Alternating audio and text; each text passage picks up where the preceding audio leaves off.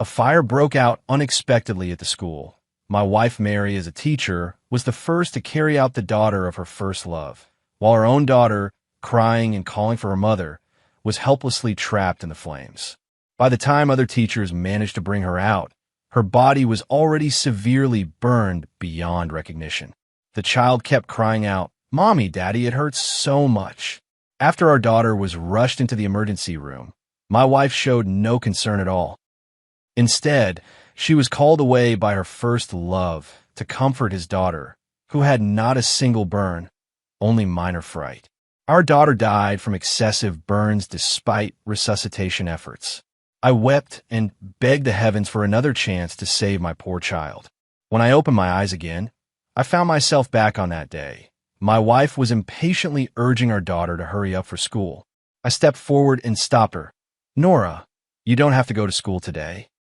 Dad will take you to the amusement park." I was in the middle of a meeting at the office when my phone suddenly rang. It was a call from Nora's Chinese language teacher. Since the meeting couldn't be interrupted, I hung up immediately. My wife works at the school and is also Nora's homeroom teacher, so she should handle any situation that arises. So I didn't think it was a particularly urgent call, but I never expected that on the other end of the line would be the last voice of my daughter I would ever hear. After the meeting ended, I immediately called back Nora's Chinese teacher, Miss Parker. As soon as the call connected, her trembling, tearful voice came through. "Nora's dad. Nora is in critical condition right now. She's being resuscitated at the hospital. Please, you need to come right away." The word resuscitated exploded in my ears, leaving my heart suspended midair, pounding with shock. I didn't have time to ask what exactly had happened, rushing to the hospital while calling my wife. Her phone kept ringing unanswered. Perhaps she was also busy dealing with our daughter's situation. What on earth happened? The child was perfectly fine when she left for school. How could she end up in the hospital needing emergency treatment? Did she accidentally fall down the stairs while playing with classmates? Or did she bump into something at school? I thought of countless possibilities along the way, constantly reassuring myself that my daughter couldn't be in serious trouble. When I arrived at the hospital, I hurriedly went up to the second floor. A crowd had gathered outside the door. Some were familiar teachers, while others were parents shouting angrily. A few elderly people sat on the floor nearby, clutching their chests and crying. "Miss Parker? What on earth happened? How is Nora?" Not seeing my wife anywhere, I went straight to Miss Parker. "Dad, Nora, don't worry yet. Nora is still in surgery. There will definitely be a good outcome." Her face was pale, her eyes avoiding direct contact with mine. Before she could finish speaking, a female parent rushed over and slapped Miss Parker, screaming hysterically. "Our child was fine when we sent her here. How could a fire break out in the school for no reason? It's all because you teachers are incompetent. You adults are unharmed. How could you let such young children suffer inside?" Fire? My body trembled uncontrollably, and then I collapsed weakly onto a nearby chair. Nora was actually pushed into the fire to be rescued. In an instant, I felt my entire body turn cold, terrified as if floating in midair. I couldn't hear any sound around me anymore. My mind was filled with images of my daughter. She was so small. How terrified she must have been in that fire. After what felt like an eternity, the operating room door swung open and the doctor emerged. In an instant, everyone rushed forward, and I was the first to charge ahead. "Doctor, how is my daughter, Nora George, now?" The doctor, wearing a mask, shook his head and said, "Please accept our condolences." We did our best, but the children who arrived later were too severely injured. I couldn't believe my ears and grabbed the doctor, repeatedly asking if there had been a mistake. The cold metal frame was wheeled out of the operating room, and I was helped forward by someone. Under the white sheet were my daughter's tightly closed eyes, her body wrapped in bandages in multiple places. The extensive burn marks were horrifying to see. I couldn't even bear to imagine what my daughter had endured in that fire. Nora, open your eyes. It's Daddy. If you just open your eyes, I'll go buy you that Barbie doll you wanted right away, okay?" Tears welled up uncontrollably in my eyes, large drops blurring my vision. But my daughter remained motionless, unresponsive. My precious girl would never respond to me again. The children were dragged away while we parents were held back. Several mothers fainted from grief upon seeing their children's bodies. Only then did I realize my wife had been absent all this time. I opened my phone, not a single call from my wife. Could she really not know what had happened? How could she not care at all about our daughter's condition? I dialed her number again, but still, no one answered. On my fifth attempt, the call finally went through. Before I could even choke out a word, her impatient voice came through the line. "George, can't this wait until tomorrow? It's so late now." After she said this, the sound of a little girl crying came from the other end of the phone. I'm sorry, baby, I scared you." My wife's voice instantly softened, and then she quickly hung up the phone. I clenched my fists in anger. What the hell was Mary doing? She didn't care about her own daughter's life or death, yet she was taking care of someone else's child. I wanted to call her again to confront her, but all I heard was the notification that her phone was turned off. A few more rational male parents stopped me to discuss the next steps. We collectively decided to check the school surveillance footage together to see what really happened. We couldn't let our child leave this world without knowing the truth. I had no time to settle scores with Mary. Now, only through the surveillance footage could I catch the last glimpse of Nora while she was alive. Accompanied by various relevant departments, we arrived at the monitoring room to retrieve the footage. At this time, the children were all lying down for their afternoon nap in the classroom. In the surveillance footage, the classroom windows were open for ventilation, the curtains constantly billowing in the wind, and shockingly, there was a cigarette but in the corner outside the windowsill. The cigarette but touched the curtain, smoldering and beginning to spread. Yet all the children in the classroom were sound asleep, unaware of the danger. Soon, the fire grew, and only then did the teacher notice. Many teachers rushed in frantically to rescue the children. My gaze remained fixed on my poor daughter Nora, who was by the window closest to the fire, terrified as everything around her burned. Then I saw my wife rush in frantically, covering her mouth and nose with a wet cloth in the surveillance footage. Nora's eyes lit up instantly, crying out, "Mommy, save me, save me." At that moment, my heart wrenched as I stared at the scene in video.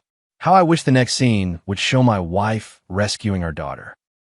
But no, my wife Mary actually heartlessly ignored our daughter, even roughly shaking off the little hand reaching out for help. As if she had a clear target in mind, she went straight to another little girl with pigtails, protecting the child's head as they left. I watched as my daughter reached out into empty air, crying and screaming, "Mommy, I'm scared. Mommy, save me." My wife seemed not to hear, carefully carrying the little girl in her arms as she left.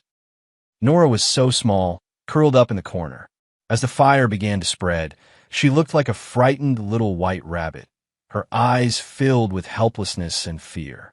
By the time a teacher grabbed a fire extinguisher to put out the flames outside and came in to carry her out, she was already severely burned and barely clinging to life. I couldn't bear to watch the footage anymore. As the teacher carried her out, she was still weakly calling for her mom and dad. From the moment my daughter was rescued until she was placed in the ambulance, I never saw my wife Mary appear again in the surveillance footage. After watching the footage, the fury in my heart was so intense it felt like it would burst through my chest. Mary, oh Mary, you truly are heartless, having lost even the most basic maternal instincts. When our daughter reached out to you for help, you coldly push her away without hesitation. The thought of it makes my heart ache as if it's being sliced piece by piece with a sharp knife.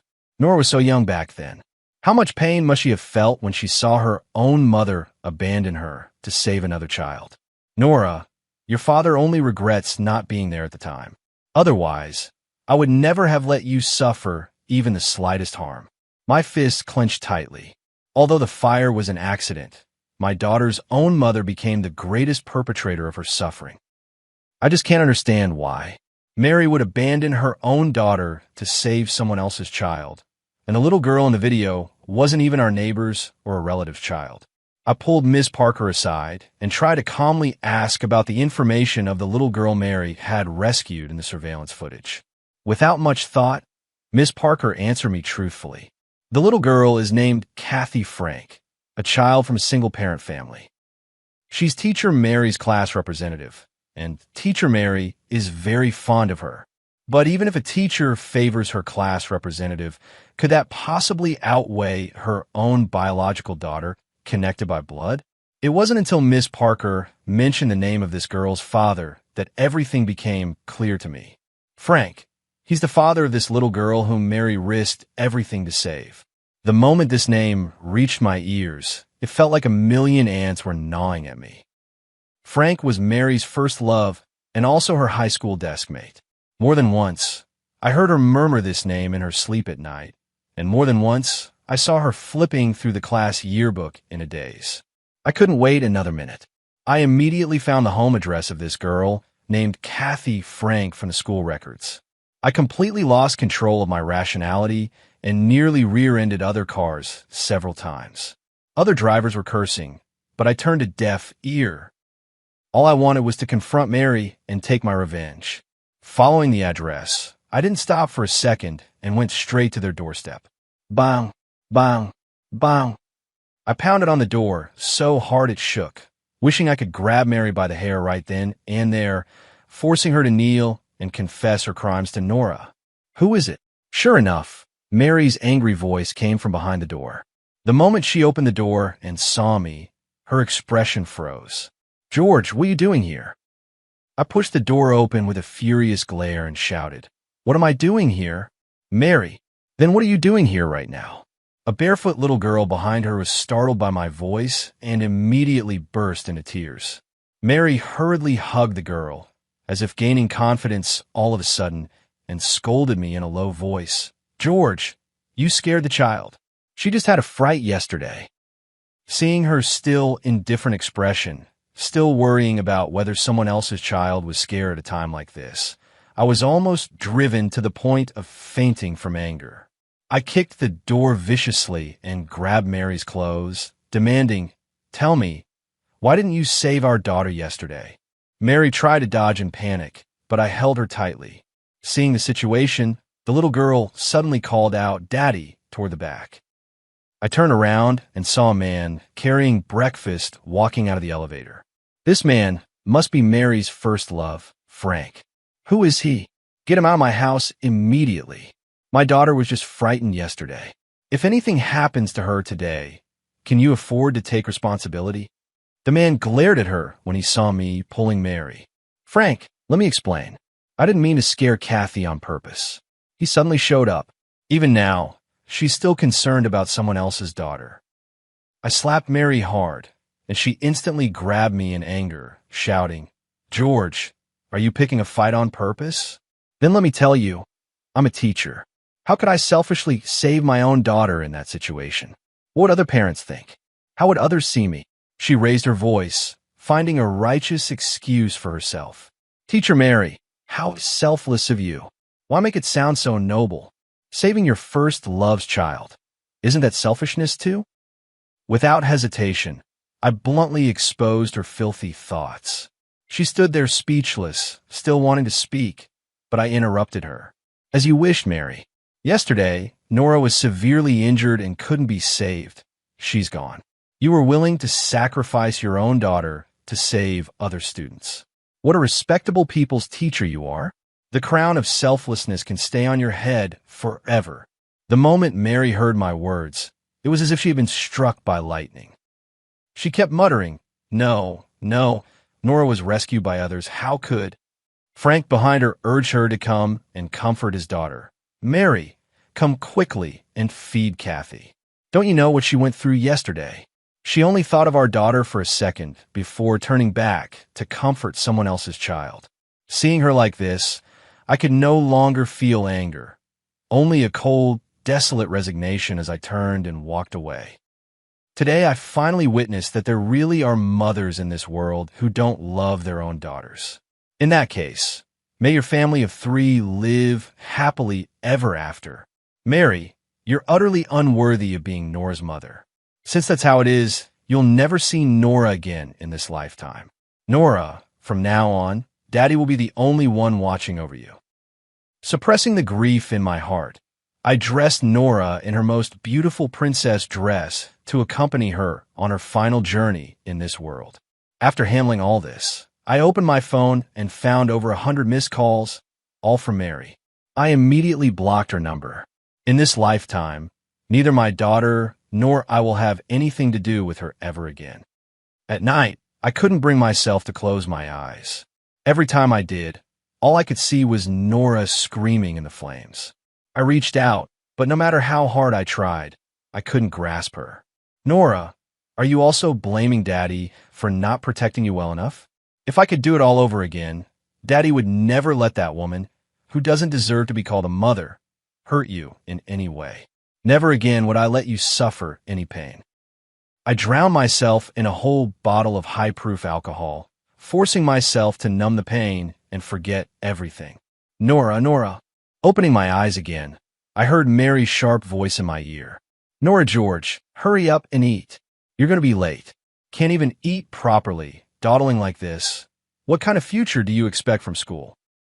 I lay in the bedroom and walked out to see my daughter frantically shoveling food in her mouth, so frightened she barely had time to chew before swallowing. Without a second thought, I rushed forward. Nora, it's all Daddy's fault. Daddy didn't protect you well enough." I held my daughter tightly, afraid that if I wasn't careful, she would leave me. My daughter looked at me in confusion and asked, "Daddy, did you have a nightmare?" Mary, standing nearby, glared at me and scolded, "George, when did you start interfering every time I discipline our child? No wonder she's becoming more and more useless, just like you. Other people's children are raised so well, but look at you." I glanced at the time on my phone screen on the dining table and realized it was exactly the morning of the day the school fire happened. Am I reborn? My thoughts were immediately pulled back by Mary's words. Someone else's child? I sneered inwardly. In your heart, she's already become your own child, hasn't she? I tightly gripped my daughter's hand and shielded her behind me. This time, I must protect her. Mary reached out to pull my daughter, saying, "Hurry up and get over here. You're a teacher's child. What authority will I have at school if you're late?" I immediately blocked her, saying, "Nora, you don't have to go to school today. Daddy will take you to the amusement park." "What are you saying? Are you crazy, George? Going to the amusement park during school hours? Do you want to ruin her completely? She's already behind others, and now you don't even want her to work hard." Mary looked as if she wanted to devour me. Even my daughter Nora tugged at my sleeve, fearfully, saying, "Daddy, don't make Mommy angry. I need to go to school today." I tightly held my daughter's hand and said firmly to Mary, "If you don't go to work now, you'll be late. Why use our daughter as an excuse?" Seeing how unusually I was behaving, she glanced at the time, gave our daughter a glare, and hurriedly left. Looking at my daughter's face, tears began to fall without me realizing. This time, Dad won't just protect you. I'll make that poisonous woman who harmed you pay the price. Nora cautiously asked me, "Dad, do I really not have to go to school today?" I looked at my daughter's timid and shrinking face, and the more I thought about it, the more my heart ached. I always felt that Mary didn't love our daughter as much as other mothers do. When our daughter was just born, her reaction was indifferent. She didn't care when the baby cried, either ignoring her completely or handing her over to me.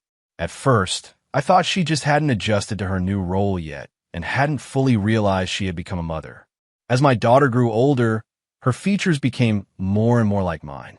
My wife grew even colder. Whenever our daughter tried to get close to her, she would icily push her hand away, frightening the child into withdrawing. My once cheerful and sunny daughter became increasingly afraid of making mistakes. Mary subjected such a young child to daily psychological manipulation, making her grow more and more insecure. Yet this was never our daughter's fault. She was simply taking out all her frustration over not being able to be with her first love on an innocent child. I patted my daughter's head and said, "Sweetie, don't worry about anything today. Just have fun." I took Nora to the amusement park and let her play freely, then sent her to her grandmother's house for dinner. Looking at the time on my watch, if nothing unexpected happens, the fire should break out soon.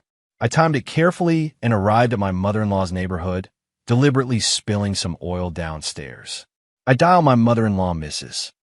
Taylor's number, and said, "Mom, our company gave out some sea cucumbers yesterday. I brought them over for you. I'm downstairs now. Could you come down and get them?" My mother-in-law loves taking advantage of freebies the most. The moment she heard this, she immediately beamed with joy and rushed downstairs.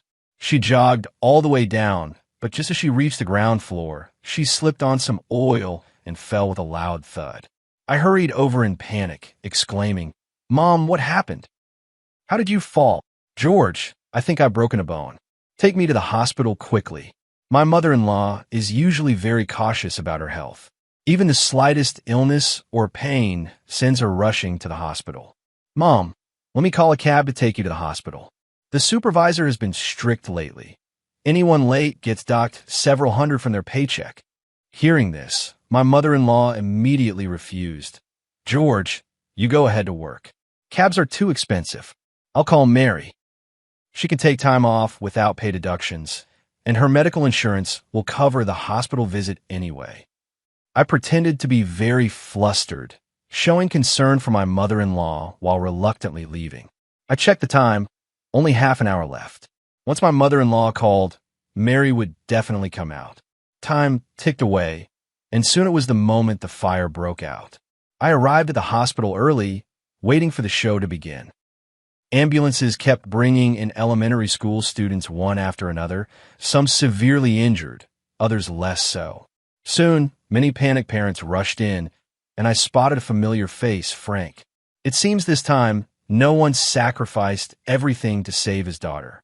This was far more serious than just a scare. I watched as his daughter was wheeled into the operating room. His face was full of worry, but then, as if remembering something, he immediately made a phone call. It didn't take a genius to guess who he was calling. Soon, Mary rushed over. Frank grabbed her roughly, while I hid behind a pillar and turned on my camera. "Mary, my daughter had an accident in your class. Didn't you promise to take good care of her? You said you treated her like your own daughter.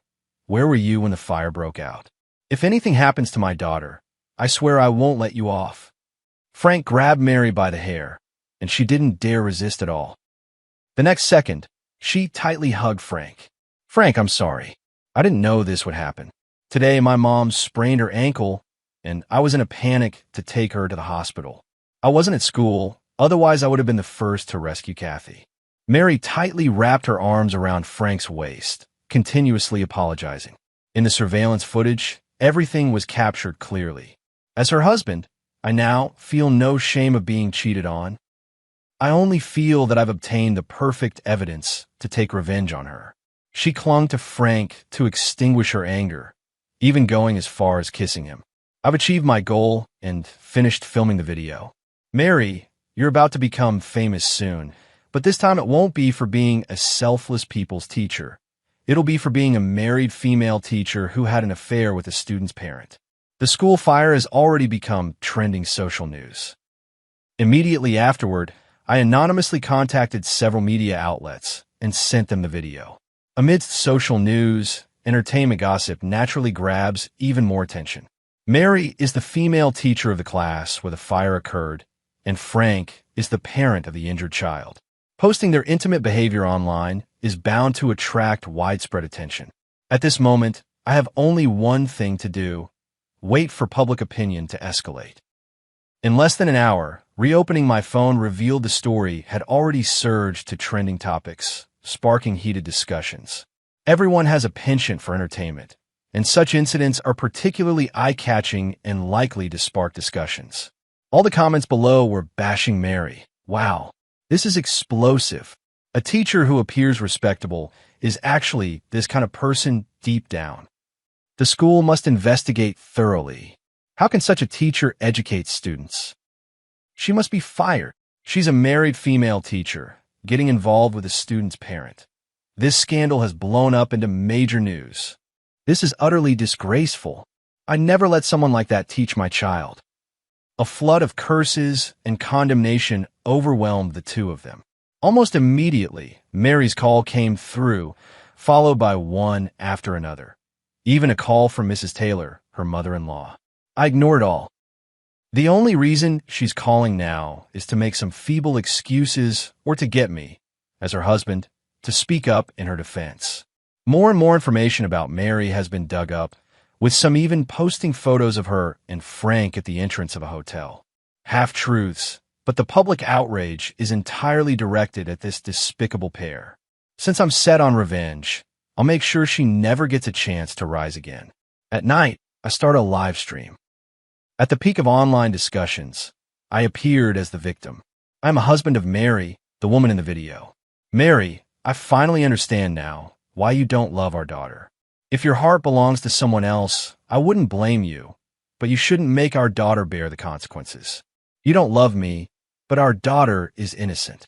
You scold her at the slightest dissatisfaction and ignore her when she's sick.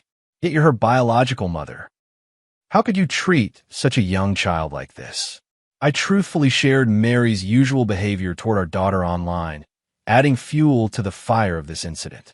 Frank's information also started being exposed. Originally, after his daughter needed surgery, he immediately launched a public charity fundraiser online. Now that his disgraceful identity has been revealed, not a single person donated money to him. The two of them have now completely become the rotten apples that society despises. The school quickly issued its decision. Mary was expelled. I also transferred the money from our bank account in advance. On the third day, Mary came to see me, fully armed with sunglasses and a hat, apparently afraid of being recognized. The moment she saw me, she fell to her knees with a thud. "George, please, lend me some money. If I don't pay the treatment fees soon, that child will die." Since marrying me, Mary had never lowered her head or acted as humbly as she did today. It seems that for her white moonlight, she is truly capable of anything. That child? Which child? I pretended to be clueless. Nora is perfectly fine. Thankfully, Nora didn't go to school that day. Otherwise, it might have been Nora lying in the operating room. My daughter is truly blessed. I deliberately rubbed salt in her wound, then tossed the divorce papers at her. She grabbed the hem of my pants and pleaded, "George, it's all my fault, but that child is innocent. You can't just stand by and watch her die, can you? Please, lend me some money for the surgery. Consider it a good deed." A good deed? Mary, you know the child is innocent, but did you ever think about Nora being innocent when you left her alone in the fire in our past life? I kicked her away, never wanted to look back at that disgusting face again. I arranged a transfer for Nora, planning to take her to live in a new environment where she would no longer be subjected to Mary's daily torment. I will help my daughter regain her sunshine and confidence. 3 days later, Mary's mother, Mrs. Taylor, called me. I didn't want to answer at first, since once the paperwork was done, Mary and I would have no further ties. But after some thought, I realized she was still Nora's grandmother after all, so I answered the call. "George, I know I have no right to call you, but you're the only one who can help me now. Please, come quickly. Someone's going to die in this house." Mary's voice came through the phone, along with sounds of fighting and things being smashed.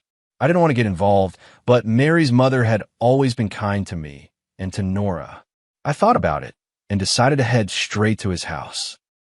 As soon as I entered the building, I saw many neighbors gathered at the door, but no one dared to step forward and help. "You damn bitch. You think you're tough now? Stealing my money for some other man." I looked and saw my former brother-in-law, Mary's younger brother, Mike, grabbing Mary by the hair and slamming her head against the wall. Mary's face was swollen beyond recognition, and blood was gushing from her head. Mary's younger brother, Mike, had been a troublemaker since childhood.